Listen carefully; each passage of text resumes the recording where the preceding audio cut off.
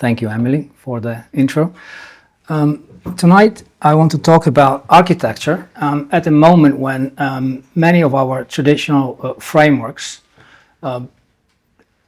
technical, ecological, political, etc., feel increasingly inadequate. And we have more tools, more data, more computational power than ever before, and yet in many areas of our culture, including architecture, there is a growing sense of disorientation. Philosophers and social theorists sometimes describe what we are facing not merely as a overlapping crisis, but as a meta-crisis, a crisis of meaning that underlies and connects all these challenges. At its core, it is a metaphysical crisis. And science, enormously powerful as it is, has gradually expanded far beyond its original role as a method of inquiry into a comprehensive framework for how we understand reality and assign value. In the process, questions of being, purpose, and orientation have been progressively sidelined. And this crisis has been intensified by a subtle but consequential shift from science to scientism, which means that science has become some kind of belief system that is harder and harder to question. And of course it remains indispensable, but as it behaves increasingly, and it functions increasingly like a dominant framework for reality and value, what cannot be measured, modeled, or what cannot be measured is often treated as secondary or subjective or even expandable. And the result is a culture of measurement, a culture of measurement that often privileges the explicit over the tacit, the calculable over the felt, and the quantifiable over the meaningful. And architecture offers a clear mirror of this condition. As design becomes more and more data-driven and performance-based, intuitive judgment is often sidelined in favor of measurable criteria. And these tools, which we all use, are clearly, obviously very useful, maybe even indispensable in today's world, but they are not sufficient on their own. In fact, architecture without intuition risks losing its capacity to engage atmosphere, memory, ethical weight, emotional resonance, all qualities central to a meaningful space.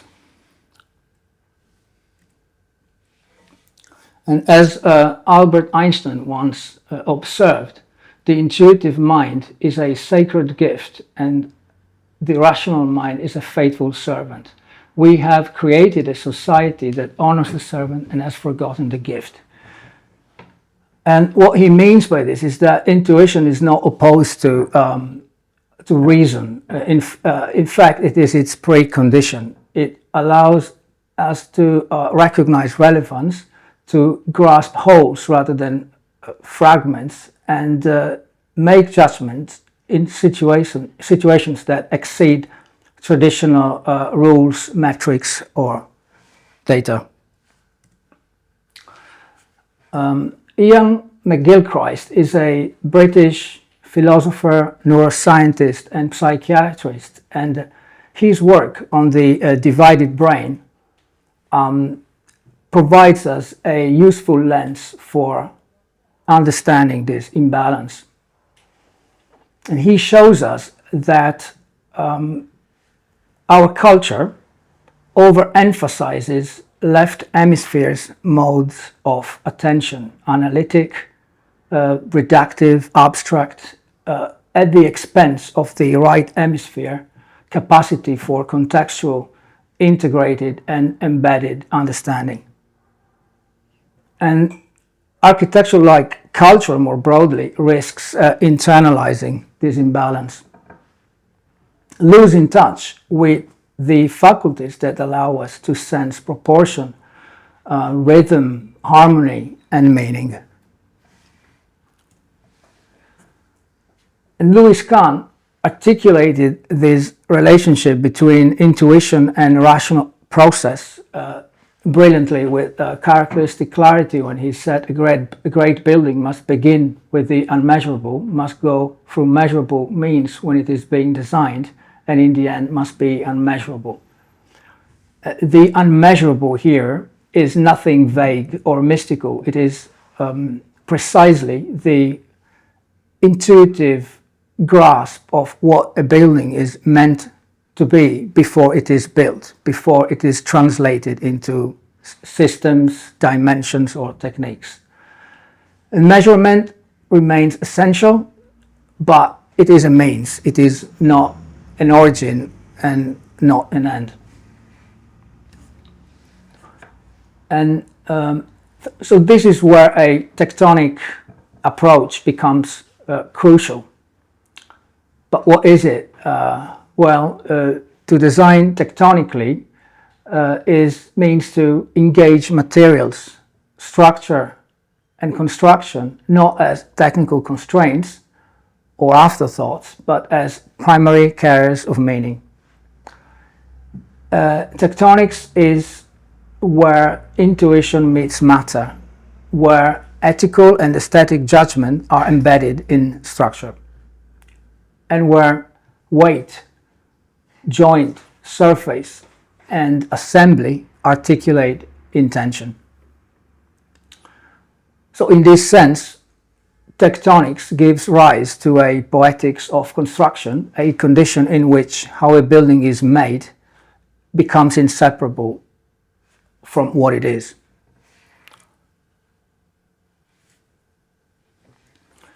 A tectonic architecture remembers that how a building stands, connects, resonates, is inseparable from the values it embodies.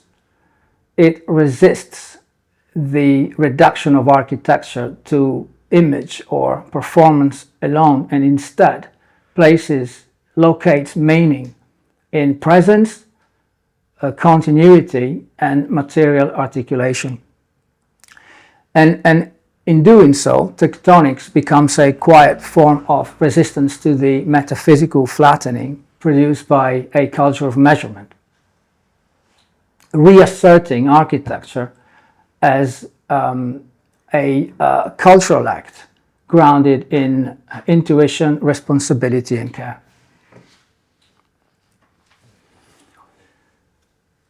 So if the culture of measurement has shaped architectural practice over recent decades, artificial intelligence accelerates this condition dramatically. As AI begins to influence the way we design, or evaluate, or even imagine architecture, then we must ask which type of intelligence are being amplified and which risk being excluded. Ultimately, how do we ensure that architectural judgment remains grounded in human responsibility and care rather than reduced to statistical correlation alone?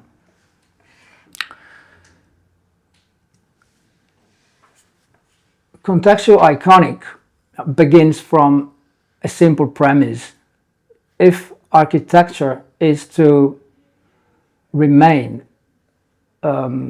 culturally relevant and ethically grounded, it must reclaim intuition as a form of intelligence, because architecture has never been merely a problem-solving exercise. It has always been a cultural act, one through which societies have articulated values, negotiated identities, and ultimately give form to shared meaning.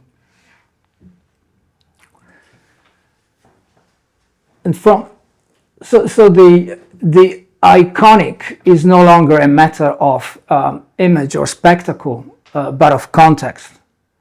Architecture becomes iconic only through a deep, intuitive understanding of relationships to place, to memory, to use, and to history. Iconicity emerges when intuitive insight and rational precision align, and when the tectonic expression embodies intention rather than excess. So for the remainder of this lecture, I'm going to present 3 projects from my practice, using them as lenses through which to explore an architectural approach that engages technology without surrendering to it, and that ultimately seeks to produce work that is legible, meaningful, and durable. I'm going to drink a bit of water, sorry.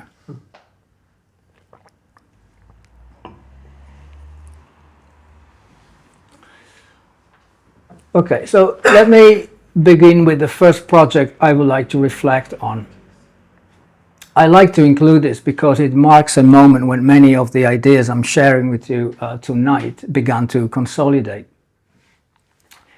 And this project was a competition organized by the Building Trust for the International Bamboo Festival in Phnom Penh, and sought concepts for a landmark bamboo pavilion celebrating Cambodia's richly layered history, tectonic tradition, and ethnographic context. And the proposal received an honorable mention. Sited at the heart of Freedom Park in Phnom Penh, Freedom Park is this massive linear park that you see here on the screen. Our project explored how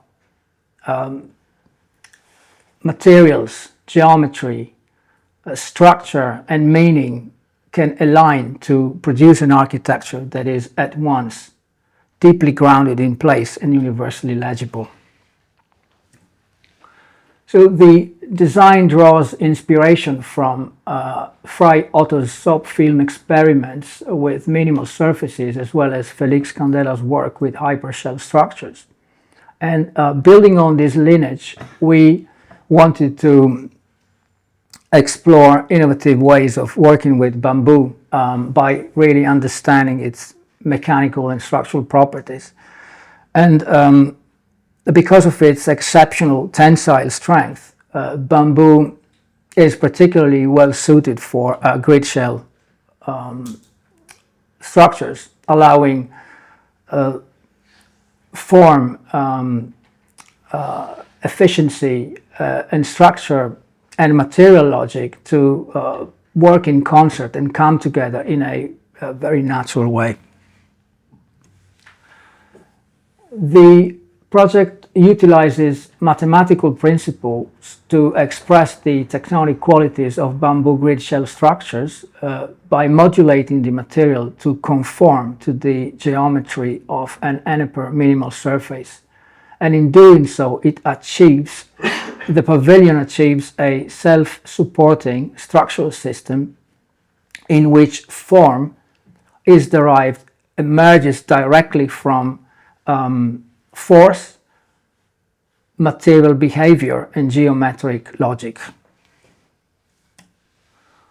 And the exterior of the pavilion is wrapped in a split bamboo roofing, protecting it from the elements while giving it a rich and textured appearance reminiscent of the vernacular architecture of Cambodia's rural landscape.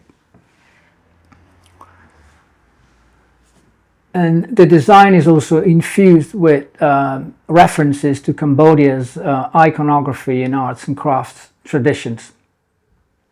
The bent bamboo structure and the textured split bamboo roofing recall traditional weaving practices, while the undulating arches produced by the upper surface echo the radiating arms of Buddhist deity Prajna Paramita as depicted in ancient Khmer iconography. So here, materials, geometry, and cultural memory all converge. And as a result, the pavilion maintains a highly contextual character while employing digital tools to optimize both structural efficiency and aesthetic appearance. So here, digital tools amplify judgment rather than replace it. So mathematics and intuition, local craft and cutting-edge design, sustainability and ritual, they all come together. And the pavilion becomes a tangible expression of contextual iconic, an architecture that matters because it listens to the unmeasurable. It anchors itself in context and allows material and tectonics to carry meaning. After the pavilion in Phnom Penh, we moved to a very different context, very cold and rainy one, the UK.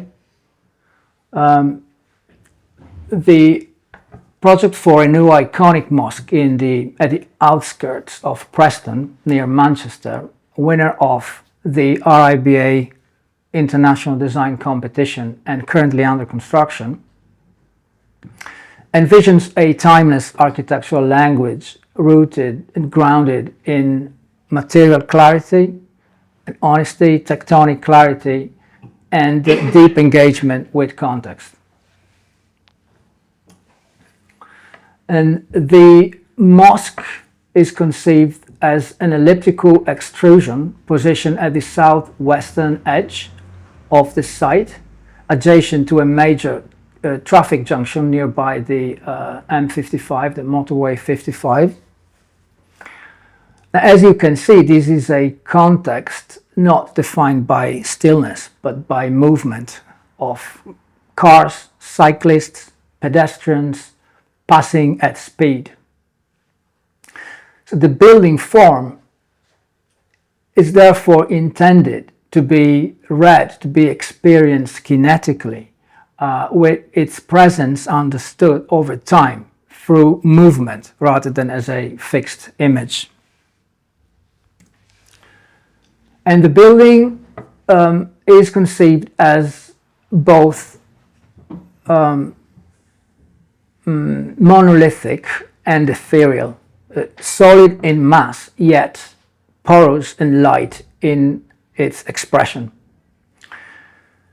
Its most notable feature is what we call the brick veil, a highly textured and articulated brick skin that wraps the building and is treated like an urban scale curtain that gently pleats away to form the main entrance of the building. Inspired by the veil in Islamic tradition, the facade unfolds in both plan and section, becoming really a mediator between outside and inside, between civic and sacred, while also orchestrating a subtle play of light and shadows. And of course, the facade is not only decorative. On the contrary, every pleat has real structural depth and stiffness, giving it both integrity and strength. So this is tectonics as meaning making, where material, structure, and expression become inseparable. And the materiality and careful treatment of the mosque's exterior not only harmonize the relationship between the new and the existing, but also enhance the cultural identity of the building by harkening back to the textile manufacturing industry that has historically characterized the region. And on the left you can see this is the Tulket Mill, an historical mill in present still standing. It's been repurposed. It's a beautiful building. You can still see it pretty much as it looked back then. The minaret tower is positioned adjacent to the mosque, right at the intersection of the visual axis generated by the surrounding roads. And its form references Lancashire's well-known round-section cotton mill chimneys, acknowledging local history while announcing the mosque presence in the skyline of Preston, especially if you're driving down the motorway, of course, because you're on an elevated position. And the project preserves the programmatic sequence of traditional mosques, unfolding from arrival as a carefully choreographed religion procession that shapes the visitor's experience. And a sinuous ramp guides pedestrians up the hill, gradually transitioning from city to mosque, from civic to sacred. And at the hill's cusp, a civic plaza or sahan frames the point of arrival, offering visitors expansive views of the surrounding context from an elevated datum.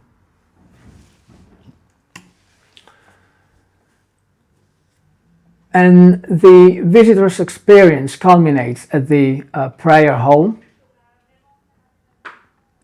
Free of superfluous ornament, this space is defined by proportion, materiality, and light, and natural light filters through the triangular opening around the perimeter, shifting throughout the day and across the season, creating a contemplative and humbling atmosphere. And in this way, the architecture becomes integral to the religious experience, heightening it by virtue of its scale, proportion, and character. And in addition to the to the prayer hall, an Islamic library and a multi-purpose hall expand the mosque's functions beyond worship.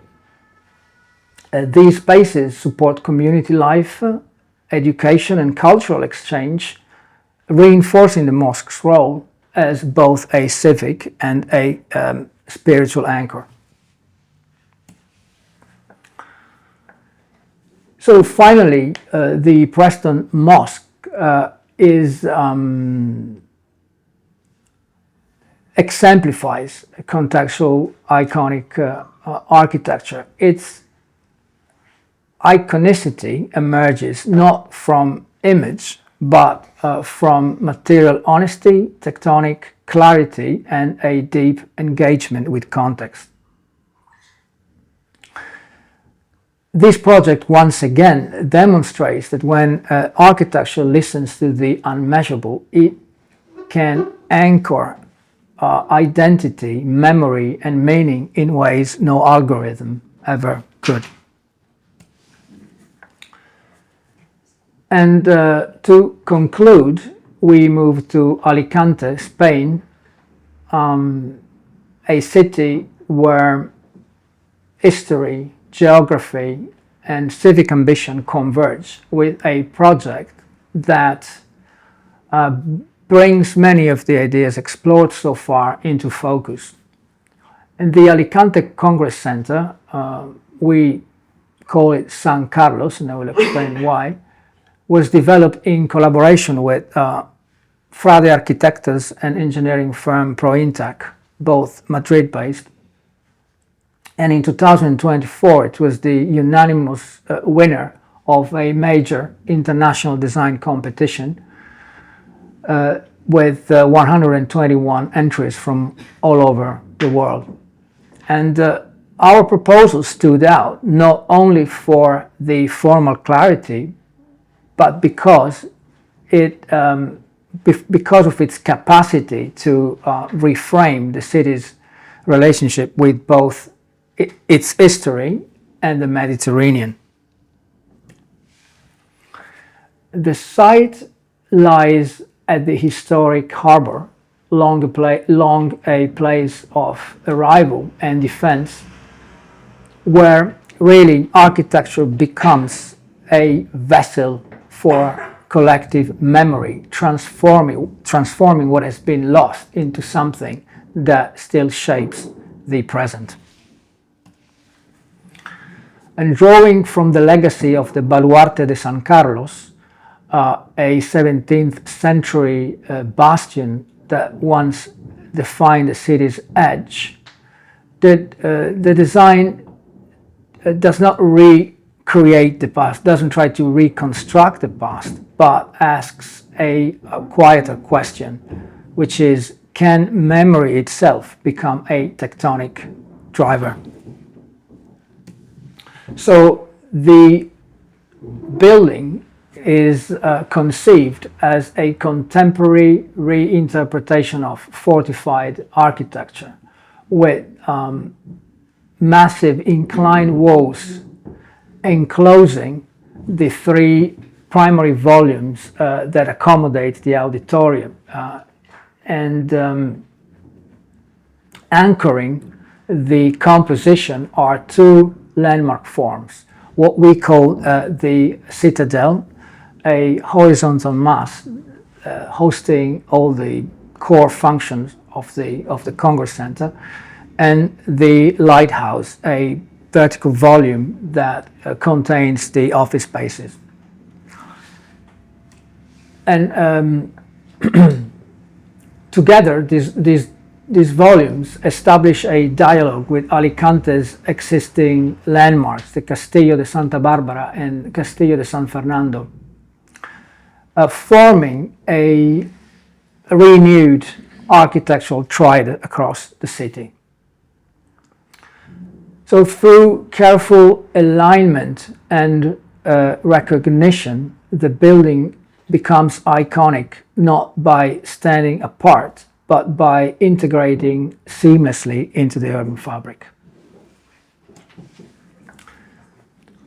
And once again, materiality and tectonics play a central role for both experience and environmental performance. Deep inclined walls absorb circulation and services, providing thermal inertia and embedding passive climate control directly into the architecture. And in a nod to Valencian tradition, the tapered masses are wrapped in a white glazed ceramic brick skin that produces a glimmering facade that captures and reflects the Mediterranean light throughout the day. So here, structure, materials, and climate converge and work together, transforming mass and memory into really active agents, giving the project presence, comfort, and meaning. And sustainability unfolds hierarchically, first by reducing the energy demand through passive design strategies, second by maximizing efficiency with integrated systems, and finally by producing renewable energy on site. So we have ventilated ceramic panels, photovoltaic arrays, maritime cooling, and radiant underfloor heating working in concert together with the tectonic logic of the walls, forming a single integrated entity, a single integrated system.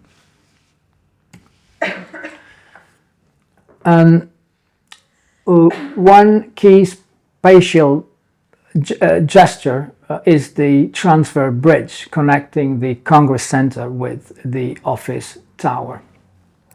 The bridge gives access to a landscaped roof garden, lifting up the public realm and offering elevated views of both the city and the Mediterranean.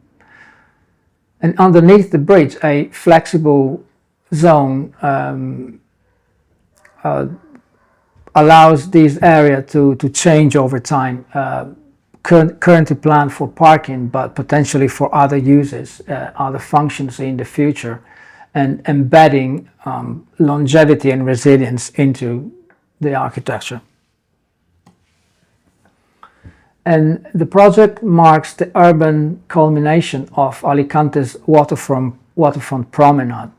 By reconfiguring the existing roundabout, the design transforms it from simple traffic device into a civic point of arrival that marks the main entrance to the building. So this intervention links the waterfront, the future port development, and city beyond, integrating the building into a continuous public sequence and reinforcing its role as an urban hinge and civic landmark. The main lobby is conceived as a civic agora, an open, animated space that welcomes visitors and draws them into the life of the building. And upon entering, the 3 auditorium volumes reveal themselves gradually in a dynamic composition, shaping a spatial choreography that emphasizes movement, depth, and flexibility. At level 2, a secondary, I forgot to mention the stair, but fine. At level 2, a secondary lobby serves as an exhibition space, also including other public functions like a cafeteria with direct access to the roof garden.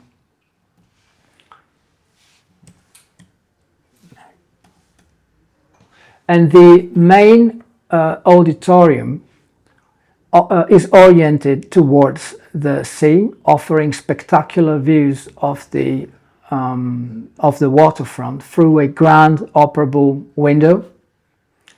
Its design emphasizes proportion, materiality, and light, crafting a space that is at once contemplative, civic, and ceremonial.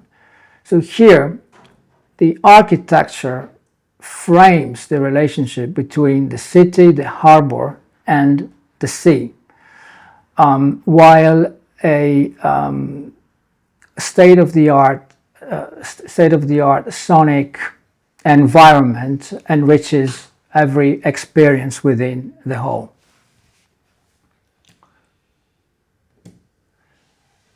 And so finally, this project demonstrates how a tectonic approach can become a powerful cultural instrument.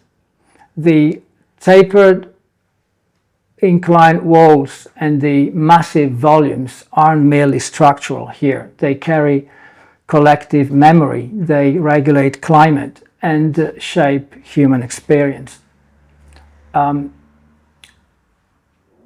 the moment when architecture risks becoming weightless, reduced to image or data, the San Carlos Congress Center asserts gravity and presence as essential carriers of meaning. It embodies the very core proposition of contextual iconic architecture, that a building becomes iconic not by standing apart, but by listening deeply to material intelligence, history, and latent forms, bringing collective memory into the present and ultimately making intuition tangible. And to conclude, I would like to offer a final reflection. Through these projects, very different in material, geography, scale, and use, we have seen a common thread. None of them begins with an image. All of them begin with a question. What does this place ask of us?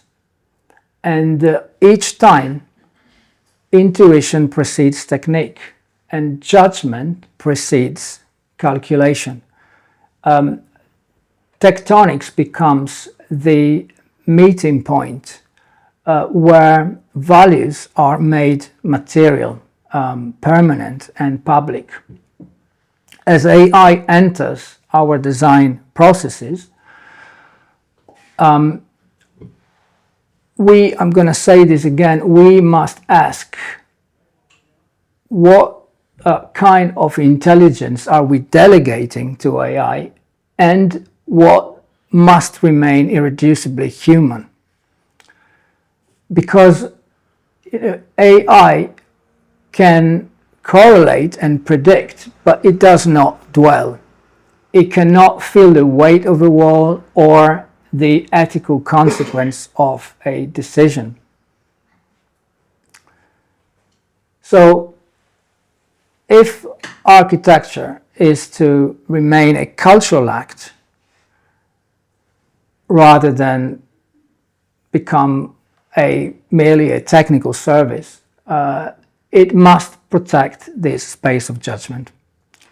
And with this slide, I conclude the presentation. I hope you enjoyed. Sorry, it's been a long day, but if you have any question, I'm happy to answer if I can. Thanks.